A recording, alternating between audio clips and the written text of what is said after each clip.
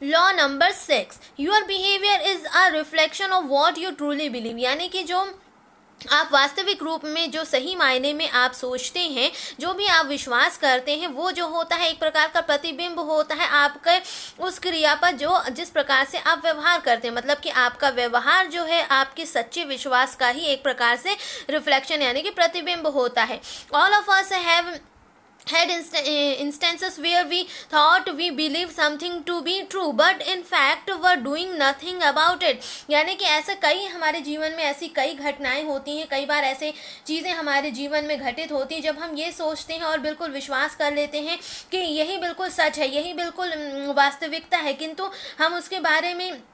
जब वो चीज़ हमारे साथ घटित होती है लेकिन वह वैसी की वैसी ही घटित नहीं होती, परंतु हम विश्वास कर लेते हैं we believe something to be true but in fact we're doing nothing about it, और उसके प्रति हम कोई भी कार्य नहीं करते, जैसा हम सोचते हैं उसके प्रति हम कोई भी कार्य नहीं करते, doing nothing about it. What often happens is that we have another belief at work that is over riding, क्योंकि हमारे साथ वास्तविकता में होता ये है कि हमारे कार्य जो भी हम व्यवहार करते हैं या जो भी हम सोचते हैं उसके अंदर एक और विश्वास रहता है, एक दूसरा विश्वास भी कहीं ना कहीं काम कर रहा होता है, जो हमारे इस विश्वास को जो हम सोचते हैं कि हाँ बिल्कुल ऐसा ही होगा, लेकिन हम सोचते रहते हैं और उसके प्रति हम काम नहीं करते, तो जो हमारा एक और विश्वास है जो कहीं ना कहीं भीतर ही हमारे अंदर जो है विराजमान रहता है, और वो हमारे वो विश्वास जो है ओवर राइडिंग कर देता है। ओवर राइडिंग यानी कि उस विश्वास से जो पहले वाला विश्वास है उस विश्वास से वो विश्वास आपका आगे निकल जाता है। और negating the belief we consciously know is true, और जो वो हमारा दूसरा वाला विश्वास है वो उसको पीछे करके आगे बढ़ जाता है, और उसको मतलब कि उसको इनकार करके उसको जो है अस्वीकार करके वह आगे बढ़ जाता है। Negating the believe we consciously know is true, और जब हम जानते हैं जिसे हमारी जो चेतना है वो कहती है कि वह सच है, लेकिन जो हमारा नकारात्मक वाला विश्वास रहता है वो कहीं ना कहीं आगे बढ़ जाता है। If we can remove the deep seated incorrect belief, यदि हम उस जो हमारे अंदर कहीं ना कहीं गलत विश्वास या गलत जो धारणाएं रहती, इनकरेक्ट जो विश्वास रहता है, बिलीफ रहता है, यदि हम उसको कहीं ना कहीं से क्या करें, if we can remove the deep seated यानी जो बहुत गहराई से बैठा हुआ है जो इनकरेक्ट बिलीफ है, यदि हम उसे रिमूव करते हैं, हटाते हैं, देन उससे क्या होता है, then our behaviour will start, जो हमारा व्यवहार है वो किस प्रकार से शुरू हो जाता है, will start to come in line, मतलब कि एक सही धर्रे से एक सही लाइन पर चलना शुरू कर देता है, किसके साथ, विद द करेक्ट बिलीफ, यानी कि जो हमारी कहीं ना कहीं जो हमारी जो ट्रू बिलीफ होती है उसके साथ कहीं ना कहीं उसका मेल बनता है। और यदि हमारा जो नकारात्मक विश्वास है उसे हम रिमूव करते हैं तो जो हमारा सकारात्मक विश्वास है वह हमारी व्यवहार के साथ कहीं ना कहीं उसका लाइनअप होता है, कहीं ना कहीं उसका मैचअप होता है और वह उसके साथ कार्य करने लगता है। In general our behaviour reflects what we really believe, यानी कि साधारणतः हम ये देखते हैं, साधारणतः हम ये मानते हैं कि जो हमारा जो इनकरेक्ट बिलीफ है यदि उसे हम रिमूव करते हैं तो वह हमारा जो साधारण किसी कार्य को करने का जो हमारा व्यवहार रहता है वो हमारे सही प्रकार के विश्वास से मैचअप होता है। और जनरली जो हमारे इनकरेक्ट बिलीफ है वो किसको रिफ्लेक्ट्स करता है, रिफ्लेक्ट्स आवर पॉजिटिव बिलीफ, यानी जो हमारे सकारात्मक विश्वास है उसको करता है। And if our behaviour doesn't reflect consciously stated belief, we should take a careful look at our conflicting belief, यदि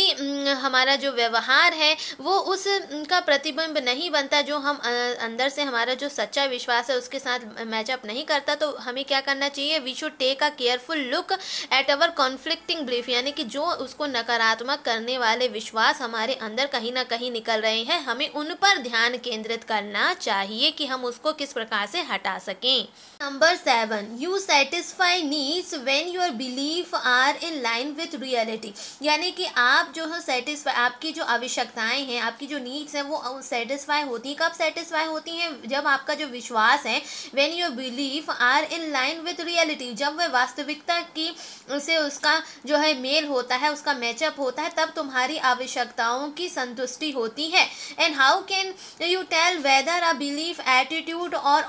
ओपिनियन इज करेक्ट, आप कैसे कह सकते हो कि जो आपका विश्वास है या जो आपकी अभिवृत्ति है या जो आपके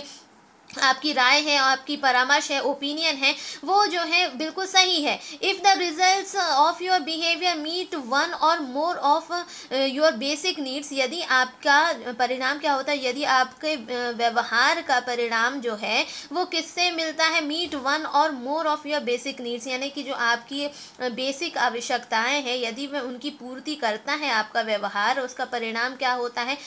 तो उसका परिणाम क्या होता है, you probably have a correct belief, तो उसका परिणाम ये होगा कि आपका जो विश्वास है वो सही था। लेकिन इसके विपरीत कंट्रोवर्सली यदि हम देखें, if the results do not meet your needs, यदि परिणाम ये निकला कि आपका जो व्यवहार था वो आपकी आवश्यकताओं की पूर्ति या जो आपकी जो भी बेसिक नीड थी उसकी पूर्ति नहीं करता, तो you can bet the belief in question is incorrect, तब आप उस पर विश्वास बिल्कुल नहीं करेंगे। If one can attack incorrect belief and destructive behaviour, यानी कि यदि कोई जो आपकी नकारात्मक विश्वास है यदि कोई उसको उस पर आक्रमण करे और जो आपका विनाशकारी जो व्यवहार है, डिस्ट्रक्टिव यानी कि बर्बाद करने वाला जो व्यवहार है उस पर यदि कोई आक्रमण करे विदाउट अटैकिंग अवर सेल्फ, बिना अपने ऊपर या अपने से जुड़े लोगों के ऊपर, तो इससे क्या होगा, हम बहुत सी we can solve most of the human relations, हम बहुत से जो मानवीय संबंधों को बचा सकते हैं और जो हमारी उत्पादकता की जो समस्या है जिसे हम फेस कर रहे हैं हम उसे भी सुरक्षित कर सकते हैं। तो ये था नियम नंबर 7। अब पढ़ेंगे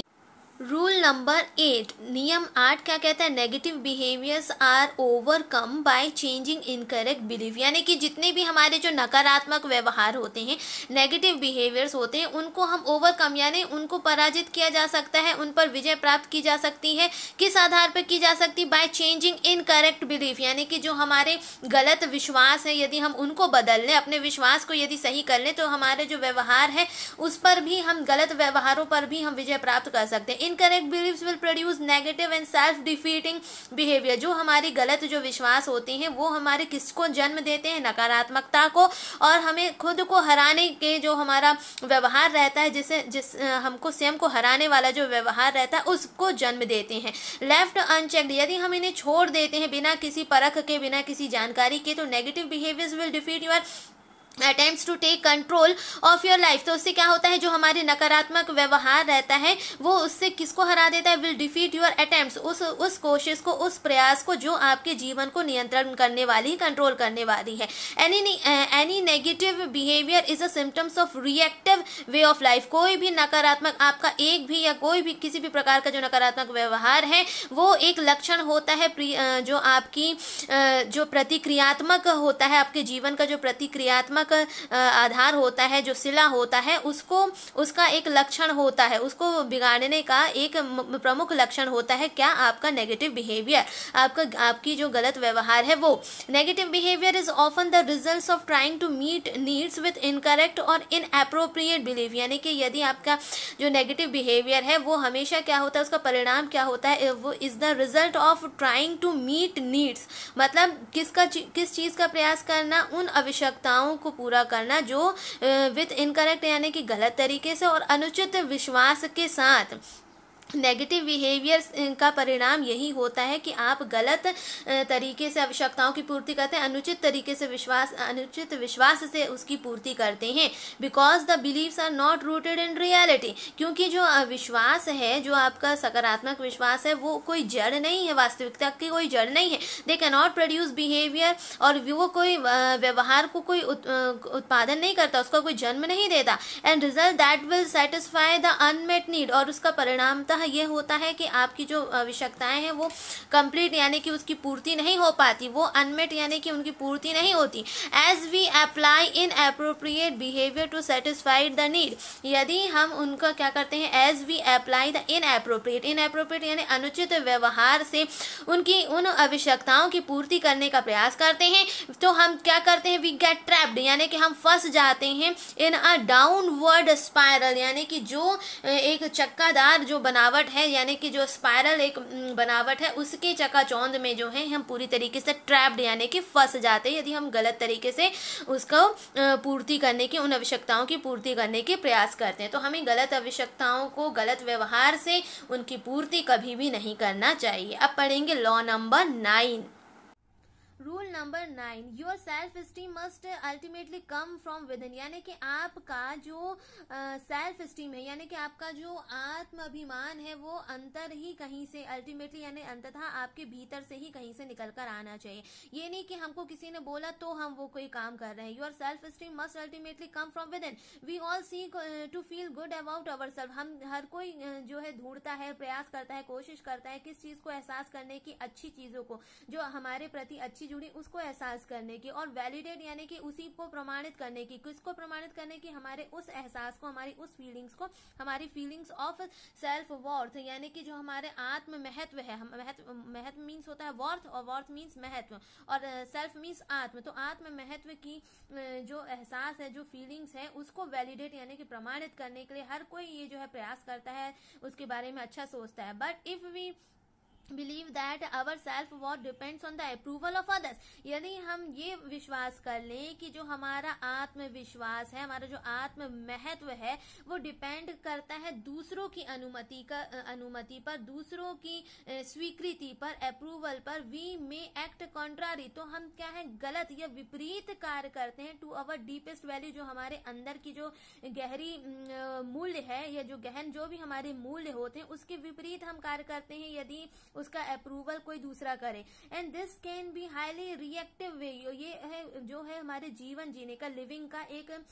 प्रतिक्रियात्मक तरीका होता है, और नो डाउट यही एक बहुत ज्यादा तनाव ग्रसित भी होता है। ये एक प्रतिक्रियात्मक तरीका तो होता ही है, उसके साथ साथ ये जो स्ट्रेसफुल यानी कि बहुत ही ज्यादा इनक्रेडिबल यानी कि बहुत ही ज्यादा स्ट्रेसफुल यानी कि तनावपूर्ण भी होता है। Only when we live in accordance with our own value, यदि हम अपने जो हमने खुद का हमारा जो आत्म महत्व है, यदि हम उसके अनुसार ही जिए, तो we will find the self esteem, हम अपने आत्माभिमान को खुद ही हासिल कर लेंगे, और उससे क्या होगा, and fulfilment that come from with in, और हमारी जो आत्म अनुभूति है, जो हमारा उसकी पूर्ति है, वो हमको स्वयं अंदर से कंप्लीट होती हुई ही नजर आएगी। यदि हम अपने आत्मविभान के अनुरूप काम करें, तो हमारे सारी पूर्ति हमें खुद से समझ में आएगी कि ये पूरी हो रही है, और उसके लिए हमें किसी दूसरे के अप्रूवल की या स्वीकृति की आवश्यकता नहीं होना चाहिए। खुद पर इतना विश्वास होना चाहिए कि हम जो अपना काम कर रहे हैं, वो हमारी आत्मा ही हमें गवाह कर रही है। हम किसी के कहने पर या किसी के दबाव पर कोई काम अच्छा या कोई काम बुरा नहीं कर रहे हैं, तो इसका हमें विशेष ध्यान रखना चाहिए। अब पढ़ेंगे लास्ट नियम number 10, give more and you will have more, यदि हम ज्यादा से ज्यादा देंगे तो हमें ज्यादा से ज्यादा किसी भी चीज की प्राप्ति भी हम कर पाएंगे। When we have an excess of anything, यदि हमारे पास किसी भी चीज की बहुतायतता है, यानी कोई भी चीज हमारे पास ज्यादा है, चाहे वो हमारे पास धन हो, वेल्थ हो, टैलेंट यानी किसी भी चीज की हमारे पास प्रतिभा हो, नॉलेज यानी कि ज्ञान हो, एबिलिटी मीन्स योग्यता हो, एक्सपीरियंस यानी कि अनुभव हो, यदि हमें इनमें से किसी भी चीज की हमारे पास बहुतायतता है, तो हमें इसको किसके साथ शेयर करना चाहिए? के साथ जिसके पास इस चीज की कमी है। We have an obligation to share that excess with others in ways that make a difference, लेकिन हम नहीं करते, इसी कारण से जो है अंतर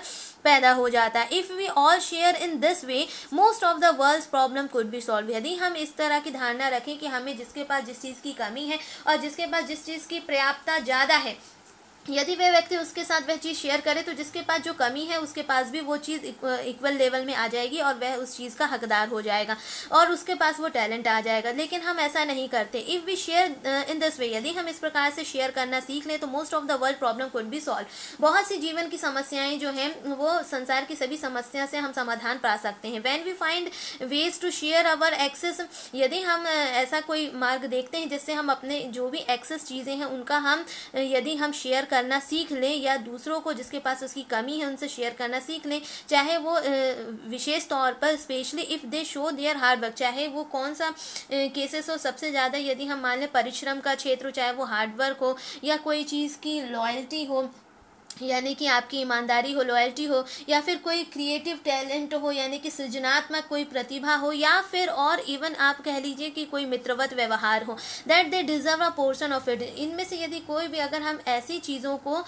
दूसरों के साथ शेयर करें, इस आधार पर यदि हम दूसरों के साथ शेयर करें, तो इससे क्या होगा, जो भी चीज़ों की लैकिंग है, that excess will grow faster, तो वो उससे बहुत तेज गति से उसमें वृद्धि होगी, उसमें ग्रो अप होगा, वो जल्दी से जल्दी विकसित होंगी, बढ़ेंगी। जाएंगी, और ना कि यदि हमारे पास जो टैलेंट है यदि हमने उसको